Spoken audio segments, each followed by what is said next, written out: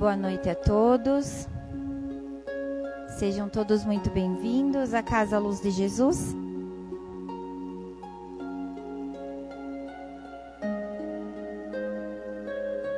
Vamos iniciar então. Boa noite a todos que estão ouvindo.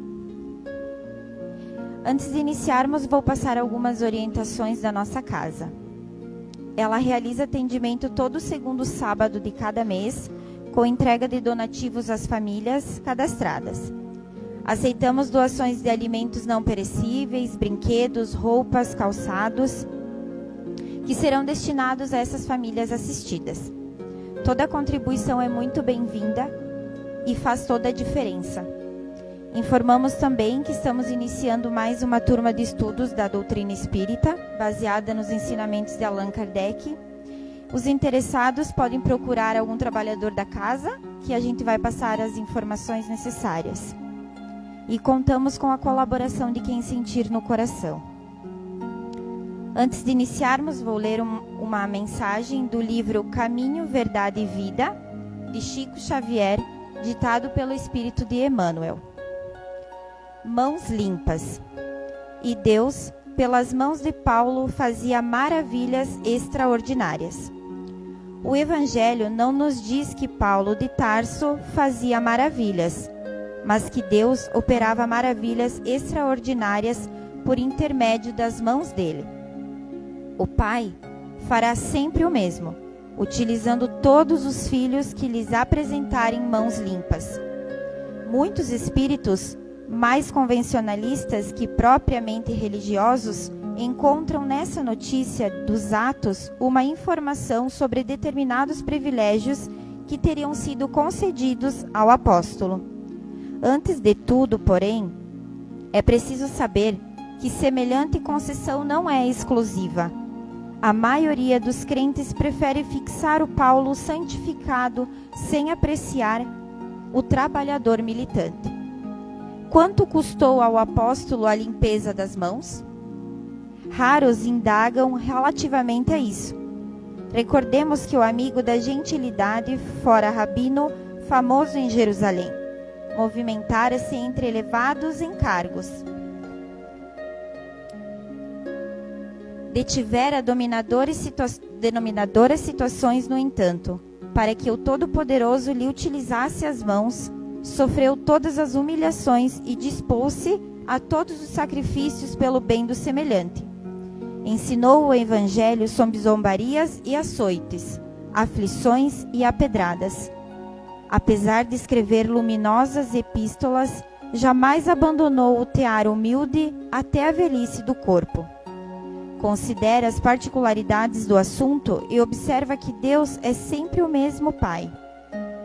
Que a misericórdia divina não se modificou, mas pede mãos limpas para os serviços edificantes, junto à humildade da humanidade.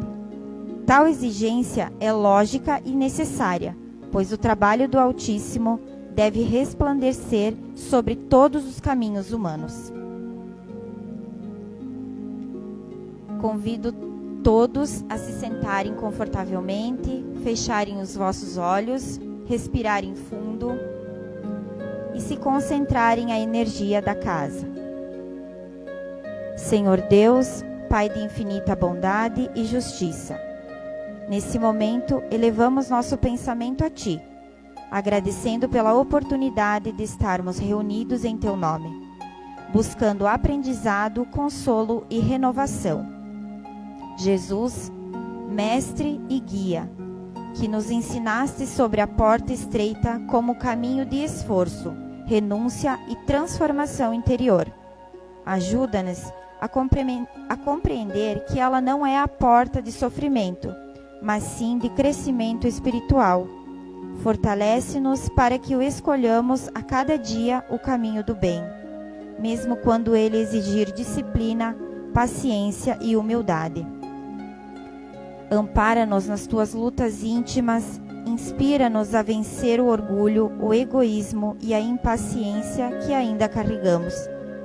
Que possamos entender que a verdadeira felicidade nasce da consciência tranquila e do dever cumprido. Que os espíritos benfeitores desta casa sustenta-nos em vossas vibrações de paz e esclarecimento, intuindo o palestrante da noite para que suas palavras sejam claras, simples e tocantes, alcançando os corações conforme a necessidade de cada um. Que assim seja. Passo agora a palavra para o nosso palestrante, Pedro.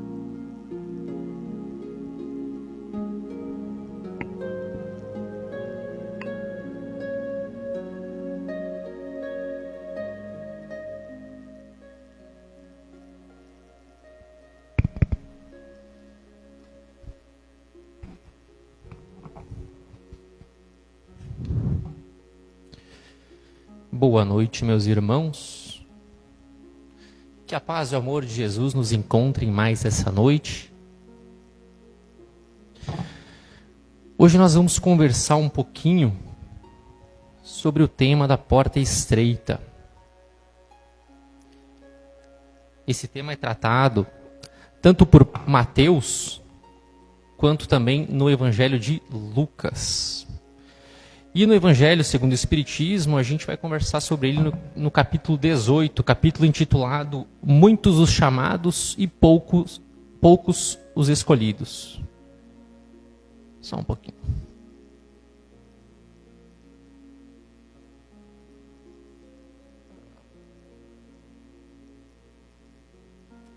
Probleminhas técnicos, tudo certo. Então, para falar nessa palestra, a gente utilizou principalmente o livro do Evangelho, o livro do Evangelho segundo o Espiritismo, mas também o site A Bíblia do Caminho, que traz vários insights para nós, tanto sobre esse assunto como outros. Então, é bem interessante para quem quiser se aprofundar, quiser pesquisar um pouquinho, utilizar esse site. Então, muitos os chamados, poucos escolhidos. Esse capítulo do Evangelho vai começar com uma parábola, a parábola do festim de bodas. Eu vou contar essa historinha para vocês então.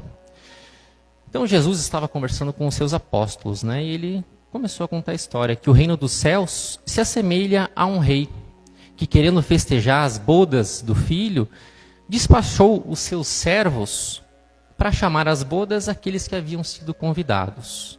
Estes, porém, esses convidados, se recusaram a ir para o festim. Então, os servos retornam e o rei despacha outros servos com a ordem de que eles falassem o seguinte aos seus convidados: preparei meu jantar, mandei matar meus bois e todos os meus cevados. Tudo está pronto. Vinde às bodas. Eles, porém, esses convidados, sem se incomodarem com o trabalho do rei, um foi para sua casa de campo, outro voltou para o seu negócio, e outros ainda mais agressivos dominaram esses servos, alguns foram massacrados. Não algo muito legal, Sabendo disso, o rei então se toma de cólera e manda contra eles os seus exércitos. Então o rei extermina os assassinos e lhes queimou a cidade. E disse, então, aos seus servos novamente: o festim de bodas está inteiramente preparado, mas o que para ele foram convidados não eram dignos de participar.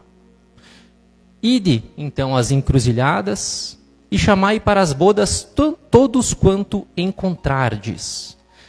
Os servos então saíram pelas ruas e foram convidando todos aqueles que eles encontravam, bons, ruins, todos eram chamados a participar. E o salão então se encheu rapidamente. O rei, um tempo depois, adentra o salão para ver quem tinha comparecido e se depara com um homem que não estava vestindo a sua túnica nupcial. E o rei então olha para esse senhor e fala: meu amigo, como entraste aqui sem a túnica nupcial? O homem guardou silêncio. Então o rei disse à sua gente: atai-lhe as mãos e os pés e lançai-o nas trevas exteriores. Aí é que haverá prantos e ranger de dentes, porquanto muito há chamados, mas pouco escolhidos. Então, se a gente for analisar essa parábola ao pé da letra, ela parece bastante mesquinha, né? Bastante sem significado. No entanto, todas as parábolas, quando a gente for analisar, Jesus escolheu temas simples que poderiam ser divulgados para qualquer pessoa. Até o mais simples conseguiria entender. No entanto, as suas falas são carregadas de sentidos figurados, sentidos simbólicos, e faz com que a gente precise refletir e estudar sobre elas. Então, cada um de nós, quando for estudar uma parábola, vai tirar um conhecimento, vai tirar um ensinamento diferente de acordo com aquilo que a gente já conhece ou de acordo com o momento que a gente está vivendo. Né? Então, a parábola pode modificar o seu significado para nós ao longo do tempo. No entanto, o Evangelho, vamos usar a significação que o Evangelho nos traz. Né? Vamos tentar unificar as nossas ideias. Quando Jesus falava de uma parábola, ele queria que a gente analisasse elas com os olhos do Espírito, não com os olhos da matéria. Então, se a gente pegar e olhar isso aqui ao pé da letra, realmente não, a significância dessa parábola não é muito grande. Mas quando a gente vai analisar isso com os olhos do Espírito, a gente começa a tirar lições bastante importantes. Então o Evangelho começa falando que o festim é como o reino dos céus, onde há muita alegria, onde só há alegria e ventura. Aqueles primeiros convidados que recusaram, inclusive, o convite, historicamente se associa aos hebreus e aos judeus. Os hebreus e os judeus são o mesmo povo, mas em épocas diferentes, digamos assim. E eles foram os primeiros, então, a receber esse convite, né? Essa palavra divina. Por que foram os primeiros? Porque foi um dos primeiros povos que adotou o monoteísmo de forma aberta, de forma ampla. Sem ser um pequeno grupo ou uma pequena seita, foi o primeiro grupo que adotou um ser central como ser supremo. Então eles receberam a lei de Deus, que começou a ser transmitida lá atrás, muito antes da chegada de Jesus, né, por Moisés, Abraão, por outros profetas. No entanto, os judeus hebreus na época, os povos da época de forma geral, eles ainda se mantinham muito atrelados às questões materiais e ignoravam as questões celestiais. Então eles receberam a palavra, receberam a forma como eles deveriam se portar. No entanto, eles ignoraram isso. São esses os primeiros convidados que deram as costas à palavra. Os primeiros servos, então, que foram convidar os demais, que foram muitos massacrados de fato, esses são os primeiros profetas que vieram para espalhar a lei de Deus, para trazer a boa nova. E lá atrás, na época de Abraão, nas Escrituras consta que Deus fala a Abraão que a sua posteridade cobriria a terra, sua posteridade, seus filhos, netos, bisnetos e afins. Mas como existia-se, e ainda existe, nós ainda somos assim, nós temos uma ligação muito forte com a matéria. O que eles pensaram? Nós vamos dominar os outros povos, nós somos superiores e vamos dominar os demais.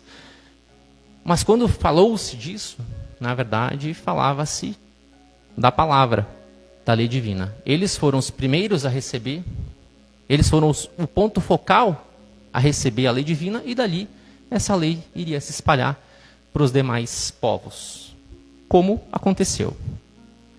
Então os judeus, na época, eles davam muito mais relevância ao culto exterior. Eles abandonaram esses avisos e os ensinamentos que vieram através de Moisés e dos demais.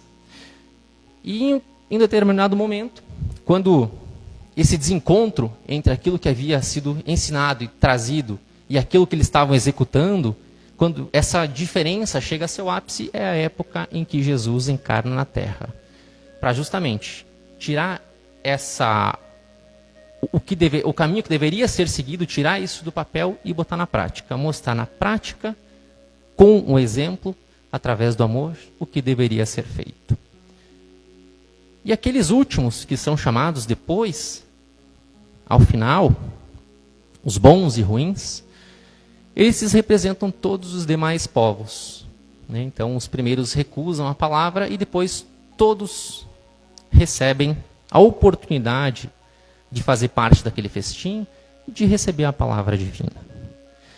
E a túnica nupcial, daquele senhor que não a usava, representa os valores cristãos. A moral, a retidão moral, o amor puro. Os que vestem, os que podem vestir essa túnica nupcial são aqueles que já alcançaram a graça divina, que já adentraram ao paraíso. É isso que diz na parábola. E aqueles que não vestem, como aquele senhor que foi retirado do festim, como nós todos, são os que passam pelas provas e expiações, que ainda enfrentam as dificuldades da caminhada, que ainda tem muito a aprender, que ainda têm os sofrimentos que vão oferecer a nossa oportunidade de crescimento. Então a gente vê como muda, né? A gente começa a dar um pouquinho de cor para a parábola, ela começa a fazer bastante sentido. Então, muitos os chamados, poucos os escolhidos. É uma escolha nossa fazer parte desses escolhidos. Deus, Jesus, nunca nos renegaram, mas nunca nos escolheram também. Né? Mas eles nos dão o livre-arbítrio. É função nossa querer fazer parte daquilo ali, querer seguir esse caminho que nos leva, então, à porta estreita, que é o assunto da nossa palestra. Pulei uma partezinha aqui, desculpa. Como a gente faz para chegar? A lei se resume em fora da caridade não há salvação. Enquanto a gente não conseguir colocar isso na nossa caminhada, não de forma forçosa, mas quando isso realmente for algo natural para nós, aí então é que nós poderemos vestir essa túnica e participar desse festim. Então é necessário que a gente ouça o chamado da providência divina, mas não basta apenas ouvir o chamado. Não basta apenas a gente vir até aqui hoje à noite e aprender um pouquinho.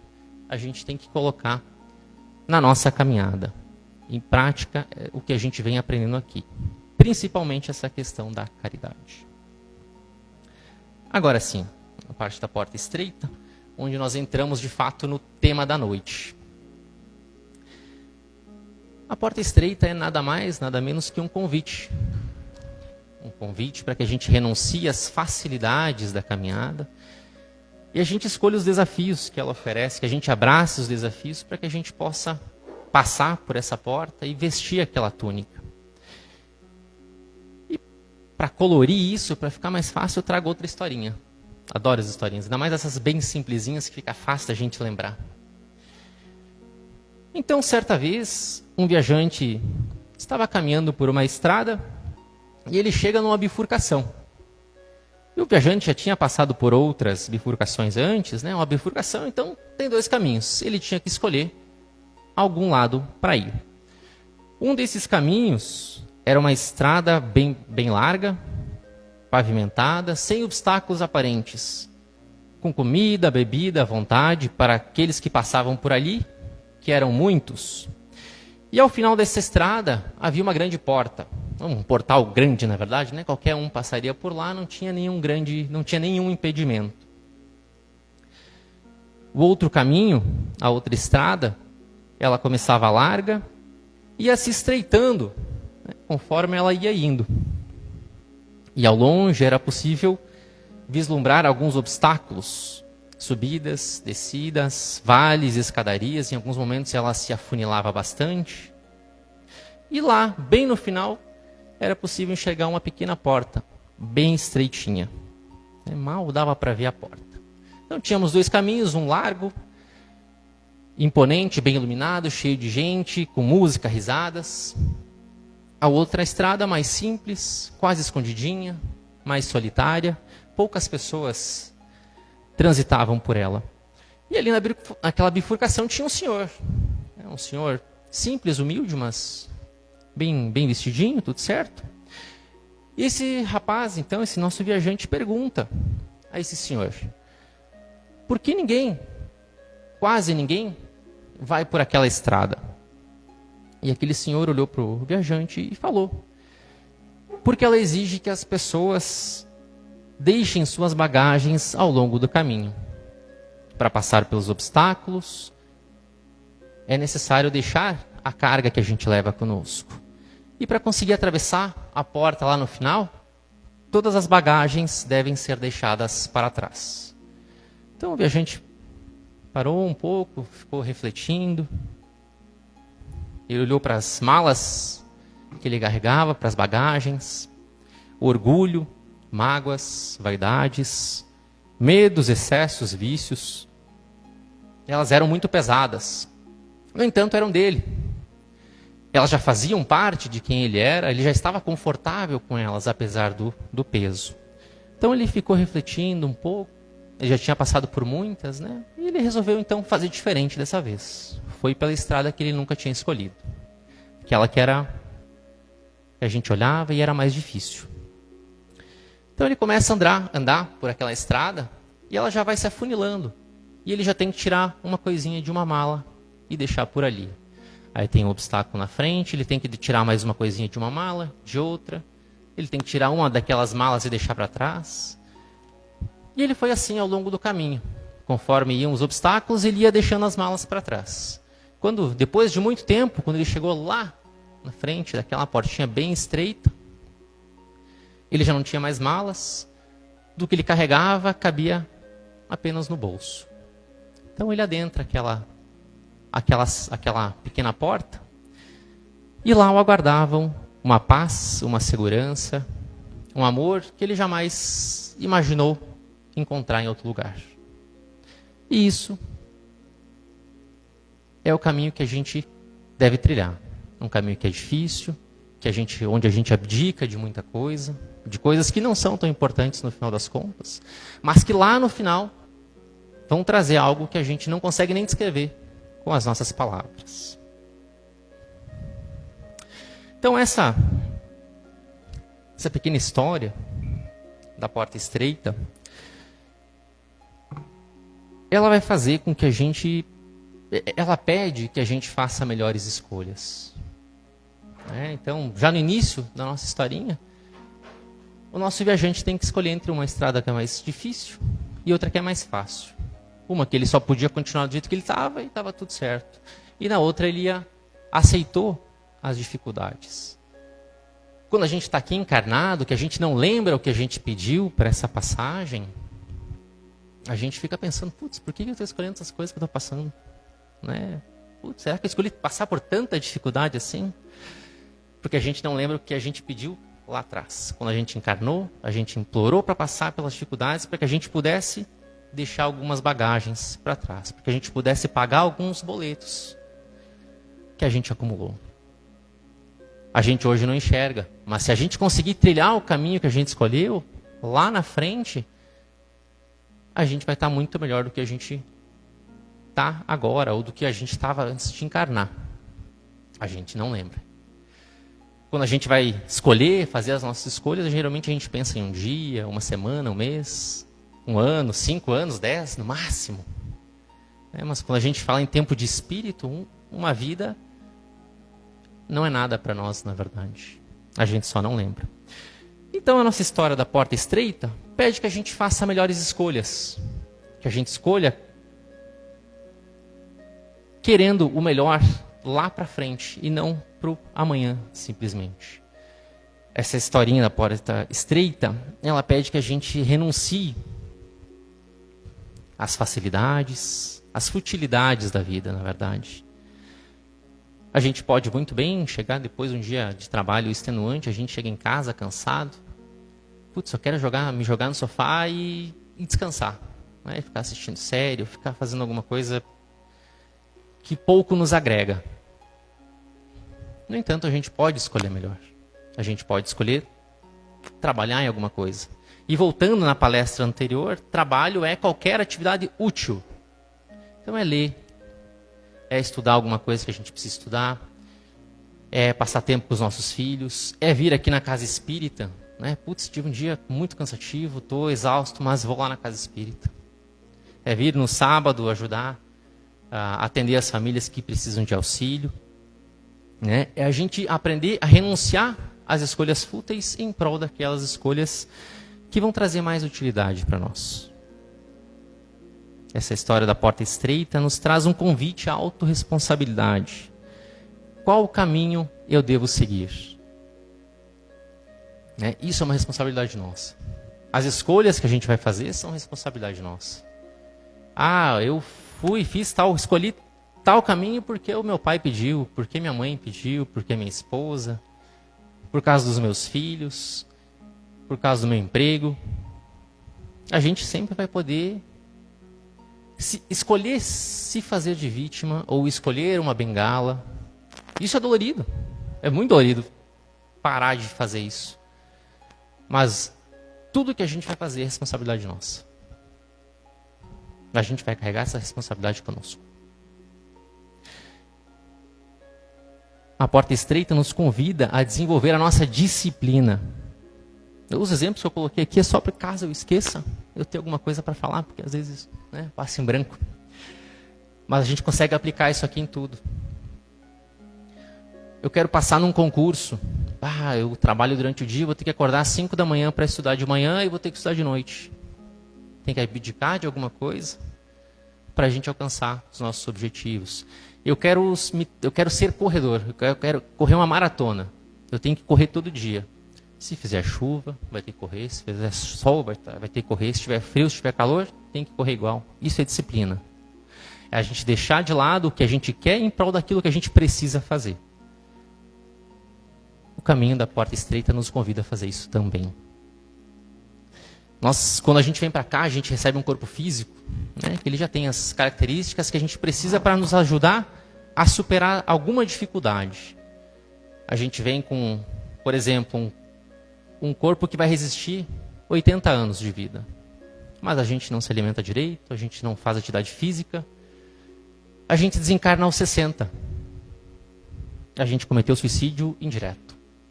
É responsabilidade nossa, foram nossas escolhas. Foi falta de disciplina para com o nosso corpo físico. Então a disciplina está em todos os lugares também. Vigilância.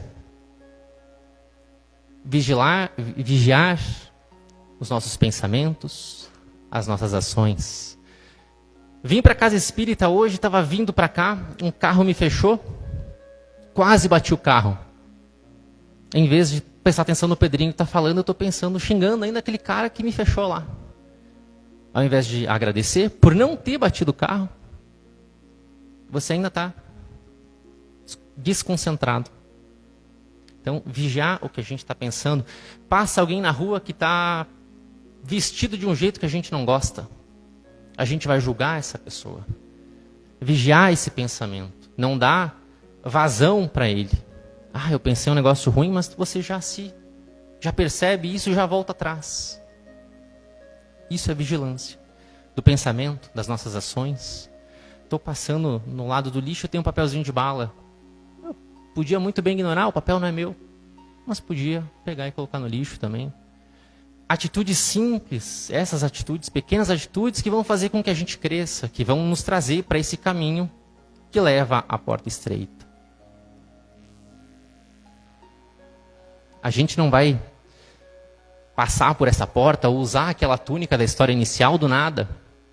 Não vai acontecer no estalar de dedos, não vai ser numa grande ação única que a gente vai fazer. É uma construção diária, pequenos atos que vão fazer com que a gente se mantenha ali e consiga alcançar o nosso objetivo. Tudo isso culmina com a reforma íntima, reforma moral, que é um dos grandes objetivos de nós estarmos aqui encarnados na Terra. Domar as más inclinações que nós temos. Eu sou preguiçoso. O que eu posso fazer? Vou chegar do trabalho, quero me jogar no sofá e ficar ali. Ou eu posso, sabendo que eu sou assim, me observando, me conhecendo, eu nem dou chance para azar. Eu já pego e já vou fazer outra coisa. Já elimina o problema antes dele surgir. Já começa a tentar a dominar as más inclinações antes que elas aconteçam. Eu adoro doce. Eu adoro comer doce. Eu não posso ter doce em casa. Se tiver, eu vou comer. Então eu sei que eu não posso ter. Eu domino a minha má inclinação. Às vezes com atitudes um pouco severas, sim, mas faz parte. É uma renúncia. Entra aquele outro pontinho lá em cima. Parece e é difícil, na verdade, né? Nós nos dominarmos, nós prestarmos atenção o tempo todo no que nós estamos fazendo, no que nós estamos pensando. No entanto, também a gente pode se dar o luxo de errar. E a gente não vai ser julgados por isso. Ninguém está apontando o dedo para nós, a não ser nós mesmos. Deus, Jesus, a espiritualidade, o espiritismo, a religião, eles não pedem que nós sejamos perfeitos. O que é pedido é que a gente se esforce para fazer o nosso melhor. Para ser um pouquinho melhor hoje do que a gente foi ontem. Esse é o nosso objetivo. A gente não vai atravessar a porta estreita do nada, ou usar aquela túnica do nada. Mas a gente está no processo. E a gente precisa se esforçar nesse processo. Mais uma vez, a estrada é uma escolha. Né? Assim como usar a túnica. Então, muitos os convidados, muitos os chamados, poucos os escolhidos. Ninguém vai nos escolher. Nós temos a possibilidade de escolhermos seguir esse caminho. Depende de nós e unicamente de nós. Tão rápido comparativo da porta estreita e a porta larga. A porta larga são as nossas paixões, as viciações, os apegos. É tudo aquilo que a gente não precisa se esforçar para fazer. Se está muito fácil, está na porta larga. A porta estreita, como a gente já comentou, né, de forma mais minuciosa, demanda um grande esforço sobre nós mesmos. Sobre o que a gente quer, sobre o que a gente precisa. Demanda disciplina e demanda escolha. Antes de mais nada, demanda escolha. A gente precisa escolher, querer fazer essa evolução, querer fazer essa melhoria. Por isso, os muitos chamados, poucos escolhidos. Porque não é fácil fazer parte desses escolhidos. No Evangelho de Mateus, ele coloca da seguinte maneira: entrai pela porta estreita, porque larga é a porta da perdição e espaçoso o caminho a que ela conduz. E muitos são os que por ela entram. Quão pequena é a porta da vida, quão apertado o caminho que a ela conduz, e quão poucos a encontram. Então, é para ser difícil mesmo. Não é para ser fácil. No entanto, também estamos num momento maravilhoso para fazer isso. Estamos na transição planetária.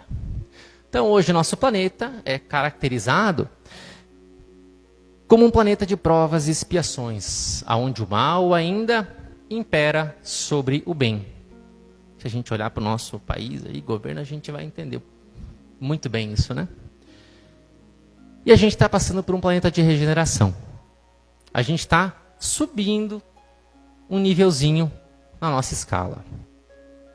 Isso significa que o planeta vai passar por uma mudança vibratória e moral. Então isso quer dizer que não vai ter mais mal, que não vai mais ter problema? Não.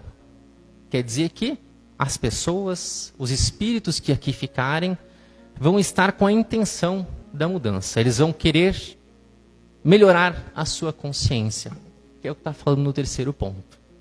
Mudança de consciência. Tem uma outra parábola, eu não trouxe ela, mas ela vai falar dos trabalhadores da última hora. Os trabalhadores da última hora são aqueles que no último instante foram chamados ao trabalho, mas que pela dedicação que eles têm, eles recebem, entre aspas, o salário de quem trabalhou desde o início. Alguns podem achar injusto. Não é. Se a gente se esforçar, é o que está acontecendo conosco. A gente está participando da última chamada para a gente se manter nesse planeta. A régua vai subir.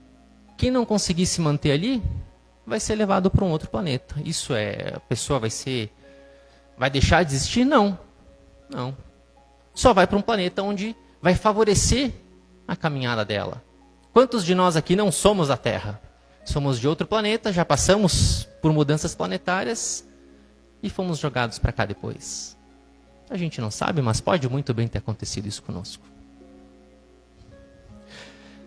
Então, mais uma vez, a porta estreita é um convite.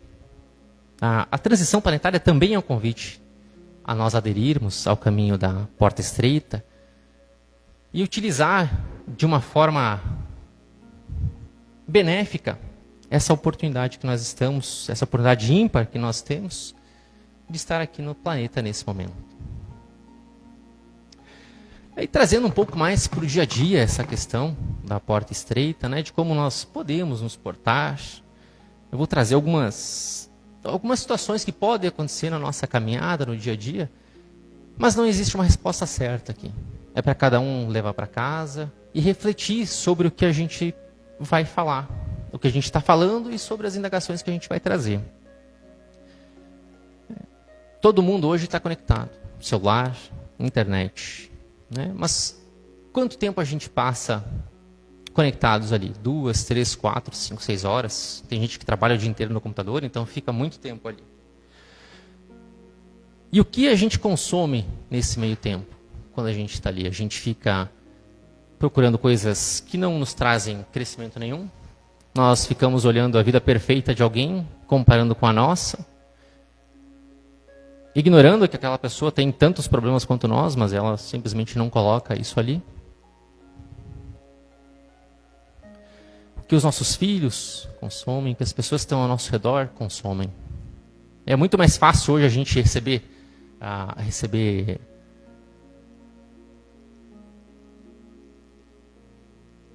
eu ia falar notícias, mas não é notícias. Comunicações de assuntos que não vão nos agregar. Né? Aquilo que não é útil chega muito mais fácil em nós.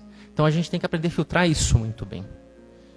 O que a gente compartilha nas redes sociais é algo... A gente compartilha a realidade? Ou a gente também compartilha aquele mundinho perfeito, mas que não é irreal também? E com aqueles que a gente interage, ou nos comentários, nas discussões que a gente participa, a gente vai lá para agregar, para trazer acréscimo àquela discussão, ou a gente simplesmente está sistematicamente atacando a outra pessoa, o outro que está do outro lado, porque ele discorda de algum ponto de vista nosso. Isso serve para política, serve para sexo, para religião, para o que for. No nosso lar, nós somos tão bons dentro dele quanto fora dele. É muito fácil a gente manter as aparências para aquelas pessoas que a gente passa meia hora, 1 hora juntos. Agora, quem convive conosco por mais tempo, nos conhece de forma mais profunda. Nos conhece sem boa parte das nossas máscaras. A gente se esforça para fazer essa convivência ser melhor. A gente consegue ouvir o outro. Nós temos paciência com o outro. Ou a gente está sempre buscando impor o que a gente pensa. A gente consegue pedir perdão quando a gente erra? Ou consegue perdoar quando os outros cometem algum erro? Ou a gente fica guardando aquele rancorzinho e dando aquelas alfinetadinhas de vez em quando? Lembrando, lembra aquele dia que você fez isso? Que você errou? A família, o lar, é o primeiro laboratório da mudança. Quando a gente resolve seguir por essa estrada, é ali que aparecem as primeiras dificuldades, mas que também aparecem as primeiras mudanças positivas. Então é muito importante que a gente se esforce para fazer dar certo. Ali, que a gente busque fazer o nosso melhor. Ali. No nosso trabalho, nós somos disciplinados. Eu coloquei com horário aqui, mas com qualquer coisa. Ou nós somos desleixados. Chego 15 minutos atrasado, 5, 10, está tudo certo. É disciplina também. Disciplina é um treino diário. Quando a gente está trabalhando, a gente trabalha com honestidade, com afinco, mesmo quando não tem ninguém enxergando? Ou quando o chefe chega, a gente dá aquela... a gente pega no tranco? Ou a gente procura fazer o melhor? Isso não quer dizer melhor que o outro, melhor que o nosso colega, não. Isso quer dizer o melhor que eu. Eu estou fazendo o melhor que eu posso fazer hoje? Tem dias que a gente está melhor, tem dias que a gente está pior. Tem dias que a gente está mais inspirado e tem dias que a gente está... parece que nem saiu da cama. E é normal. E está tudo certo. Mas a gente tem que tentar fazer o nosso melhor todo dia. Nós evitamos as fofocas, evitamos falar mal do outro, ou nós fazemos parte daquele grupinho que alimenta esse tipo de coisa, que vai gerar esse caos aonde a gente está. Mais uma vez, não é para... não tem certo e errado, é só para cada um levar algumas indagações para casa, para pensar, para saber, de repente, começar a se analisar. O objetivo disso aqui é a gente começar a pensar e analisar o que a gente está pensando, o que a gente está fazendo, o que a gente pode melhorar. Esse é o objetivo. Se tornar melhor nesse processo evolutivo no qual a gente está participando. Nos nossos relacionamentos, nós queremos amar o outro, nós queremos controlar o outro. Sabemos respeitar o espaço e o tempo que o outro leva? Às vezes tem coisas que eu faço muito bem, muito rápido, mas tem coisas que eu tenho dificuldade. E o meu amigo talvez seja o oposto. Nós sabemos respeitar isso? Temos dificuldade para respeitar isso ainda? Para entender que o outro tem um tempo diferente, talvez? E nós queremos crescer e compreender o outro e crescer com essa relação, ou a gente simplesmente quer vencer uma discussão, alimentar nosso ego? Teve uma vez que a gente recebeu uma mensagem aqui na Casa Espírita que foi bem engraçada. Engraçada não, mas bem... Um espírito se comunicou conosco no trabalho mediúnico e ele falou que ele veio. E ele falou que o ego tem um sabor doce. Doce como mel. E é verdade, a gente gosta de acariciar o nosso ego. A gente gosta de alimentar ele. Mas a gente tem que também aprender a observar isso. Será que eu consigo fazer menos? Como que eu estou nesse meio termo? Nas dinâmicas gerais da vida, como o exemplo que eu dei antes do carro que me fecha a frente, eu vou reclamar, vou xingar ele, eu vou agradecer a Deus que eu não bati o carro. Às vezes um pedestre se enfia na frente, a gente vai lá e fica pé da vida com o pedestre. Cara, você podia ter passado por cima dele. A espiritualidade foi lá, ajudou para que você não fizesse. Então, essas atitudes perante as coisas que acontecem, sempre que acontece alguma situação assim, a gente vai ter no mínimo duas posturas para tomar. Uma mais proativa, onde a gente toma as rédeas do que a gente está fazendo e toma a responsabilidade. E a outra, a gente vai escolher o papel de vítima porque é mais fácil. Ou por N motivos. Então, essas reflexões eu gostaria que todos nós fizéssemos. Então, concluindo, a porta estreita e a porta larga são convites, escolhas diárias, escolhas em momentos específicos. E aonde a gente vai querer chegar com o que a gente escolheu? A gente quer melhorar? A gente quer melhorar mais rápido? A gente quer ser mais devagar na nossa caminhada? Ou a gente quer ficar estagnado? Isso vai dizer muito de quais escolhas nós temos que tomar. Errar faz parte da caminhada, e muito. A gente erra muito e está tudo certo. Nós somos espíritos no início da caminhada, extremamente imperfeitos. A gente erra, a gente nem sabe que a gente errou. Daqui a 100 anos, daqui a 1000 anos a gente vai estar bem mais evoluidinho, a gente vai olhar para trás, putz, eu achava que eu sabia de alguma coisa, eu não sabia de nada. Eu nem sabia que estava errando. A gente está mais ou menos nesse nível. Cada dia vai trazer inúmeras oportunidades para a gente errar, para a gente corrigir os nossos erros, para a gente acertar e buscar ser melhor. Esse é o objetivo. Isso que a porta estreita, que esse caminho para a porta estreita nos propõe. É necessário que a gente faça a autoanálise dos nossos pensamentos e ações passados e presentes. E que a gente faça as melhorias necessárias. Só quando a gente conseguir olhar para nós mesmos e começar a entender o que a gente está sentindo, o que a gente está pensando, por que a gente está fazendo isso, é que a gente vai começar a andar um pouco mais rápido. Então, autoconhecimento é necessário. Como eu posso ser menos orgulhoso? Como posso ser mais humilde? Basicamente as duas, a chaga da humanidade e a nossa salvação. Como que eu posso diminuir o meu orgulho e ser mais humilde? E então, meus irmãos, o salão está preparado. O convite para fazer parte do festim foi feito. O que a gente vai escolher? A gente vai escolher participar ou ficar esperando? Qual porta a gente vai querer escolher? A porta mais larga, mais fácil de ser percorrida? Ou aquela porta que necessita a nossa reflexão, que necessita o nosso esforço diário e contínuo? Agradeço a atenção de todos. Uma boa noite. Que Jesus nos acompanhe.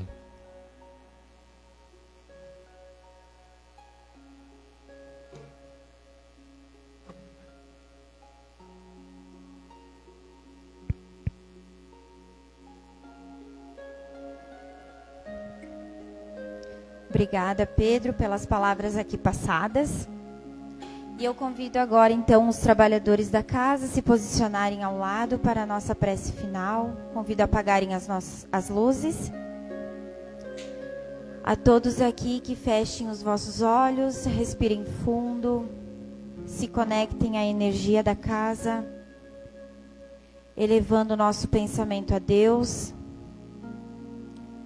Senhor Deus, Pai de amor e misericórdia, encerramos esse momento de reflexão, elevando a Ti o nosso sentimento de gratidão pelos ensinamentos recebidos nessa noite. Amado Mestre, ajuda-nos a guardar em nossos corações as lições sobre a porta estreita, esse caminho de vigilância, esforço e transformação interior. Que não deixemos estas palavras apenas na emoção do momento, mas que possamos traduzi-las em atitudes concretas no dia a dia. Fortalece-nos para escolher o bem quando as facilidades do mundo nos convidarem ao desvio. Dá-nos coragem para perdoar, humildade para reconhecer nossas imperfeições e perseverança para continuar caminhando, mesmo distante das dificuldades. Aos espíritos benfeitores que sustentaram este encontro, nossa sincera gratidão. Que possamos retribuir o amparo recebido com pensamentos mais elevados, ações mais fraternas e compromisso sincero com nossa reforma íntima. Abençoa nossos lares, nossos familiares e todos aqueles que cruzarem nossos caminhos. Que partamos em paz, levando conosco a luz do entendimento e a disposição de atravessar a cada dia a porta estreita que conduz à verdadeira vida. Que assim seja.